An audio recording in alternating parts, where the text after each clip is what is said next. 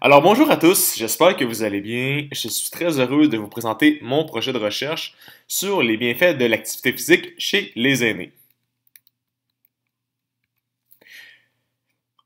Au Québec, la population vieillit de plus en plus. Donc, l'inactivité physique chez les aînés, c'est un enjeu dont on doit parler le plus rapidement possible. La population vieillit de plus en plus et on doit vraiment savoir comment garder la population forte et en bonne santé.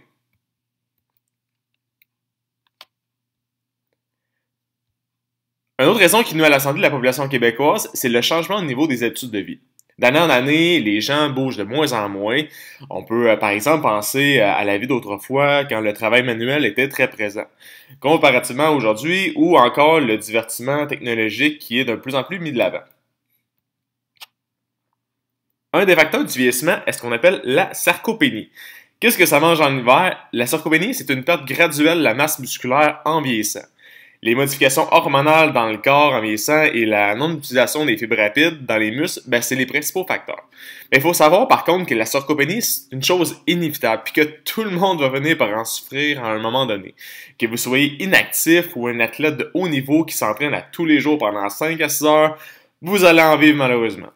Selon une étude de Charlotte Baudard et associés, entre 30 et 80 ans, la masse musculaire diminue de 30 à 60%. Le taux de diminution de la masse musculaire diminue de 5% par décennie de 25 ans à 50 ans et de 10 à 15% par décennie après ça. Donc, vous pouvez constater que la sarcopénie, ça peut commencer très tôt, et c'est pas parce que vous êtes jeune que vous êtes à l'abri de ça. Un autre facteur négatif du vieillissement sur la santé, c'est l'ostéoporose. L'ostéoporose, c'est une perte graduelle de la densité osseuse qui fait en sorte que les os sont plus fragiles. L'activité physique, c'est un facteur de protection efficace contre ça. En bougeant, le sang il circule de plus en plus dans les muscles et les os. Donc, avec l'activité physique, les os ont plus de nutriments, d'hormones et d'oxygène. Puis en plus de ça, les tendons des muscles, quand on s'entraîne, qui s'attachent sur les os, mais ça rend les os plus solides à long terme. Pour faire un parallèle avec l'ostéoporose et la sarcopénie, un des plus grands dangers pour les personnes âgées sont les fractures de la hanche. La perte de la densité osseuse et de la masse musculaire, ça augmente le risque de fracture du col du fémur. C'est une fracture qui est vraiment dangereuse parce que le poids du corps, il est tout posé sur la hanche. Donc, une fracture, c'est très nuisible pour l'autonomie parce que ça limite beaucoup les mouvements. Et selon Statistique Canada, en 2008-2009, sur 50 000 aînés hospitalisés suite à une chute, près de 40% ont subi une fracture de la hanche. Pour vous raconter une petite histoire, je me rappelle qu'Alexandre Paré, qui est un kinésiologue et enseignant à l'Université de Montréal, il me racontait lors de mes formations d'entraîneur que les personnes âgées avaient souvent peur de bouger après leur fracture de la hanche. Après leur blessure, ils n'avaient plus envie d'aller faire leur épicerie, leur petite commission, leur petite activité, d'aller jouer au bowling. Donc, cette fracture de la hanche qui pourrait amener chez certaines personnes une peur de faire de l'activité physique et donc de profiter par la suite de ses bienfaits. Fait qu'en faisant plus d'activité physique, les muscles et les os, ils se détériorent encore plus, puis là, ça augmente le risque de retomber pour finalement entrer dans une espèce de cercle vicieux. Mais pourtant, l'activité physique, c'est un des meilleurs moyens pour garder une bonne autonomie, une bonne mobilité et prévenir les chutes. Pour vous donner une idée, une personne âgée de sédentaire pourrait perdre environ 70% de ses fonctions, tandis qu'une personne de 90 ans qui a été active n'aura perdu qu'environ 30% de ses fonctions. Avoir une bonne amplitude de mouvement, c'est vraiment important. Ça permet de faire des activités de la vie courante comme s'habiller, prendre des marches, se laver, monter un escalier. Donc, c'est vraiment important pour l'autonomie. Pour une personne inactive de 70 ans, qui a eu une vie inactive, sa flexibilité va diminuer d'environ 20 à 30%.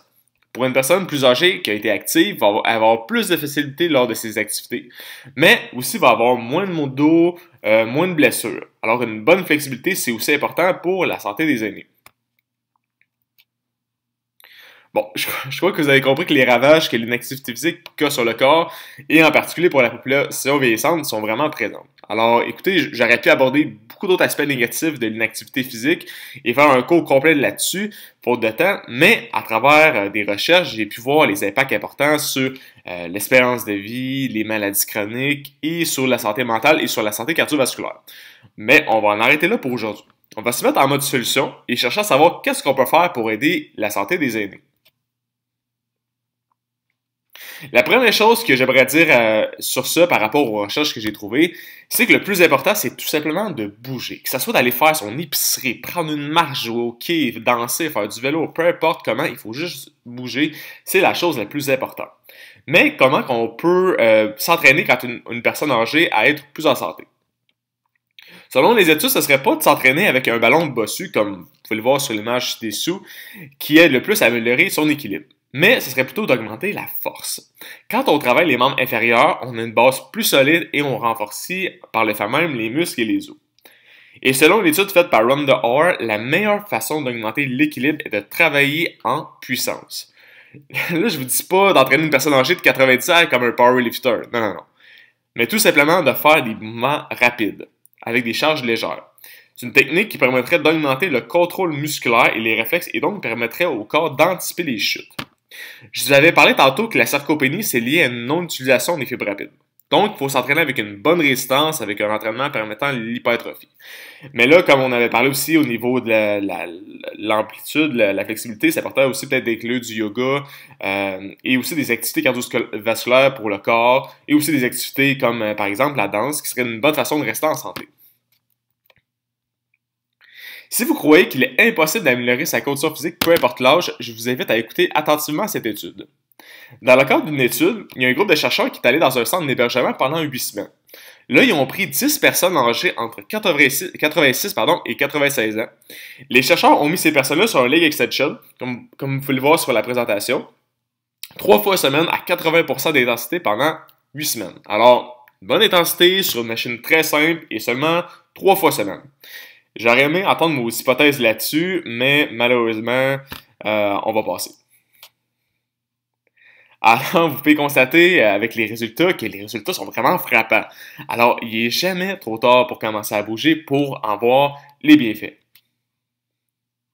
Même si la population est de plus en plus inactive et vieillissante, il y a quand même la lumière au bout du tunnel. Il y a certains programmes qui débutent dans les centres d'hébergement, comme par exemple la réalité virtuelle sur vélo pour améliorer l'équilibre, travailler les membres inférieurs et avec la simulation, éviter des obstacles, donc les réflexes. Alors, il existe aussi beaucoup de groupes de succès qui encouragent les personnes âgées à être plus actives. Alors, comme vous avez pu le constater avec cette présentation, les mérites de l'activité physique, ils sont pas discutables.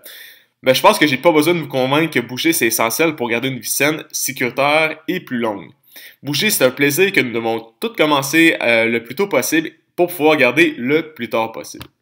Alors, sur ces belles paroles, je vous remercie beaucoup pour votre écoute et ne vous gênez surtout pas si vous avez des questions pertinentes ou non sur ce sujet. Merci et bonne journée.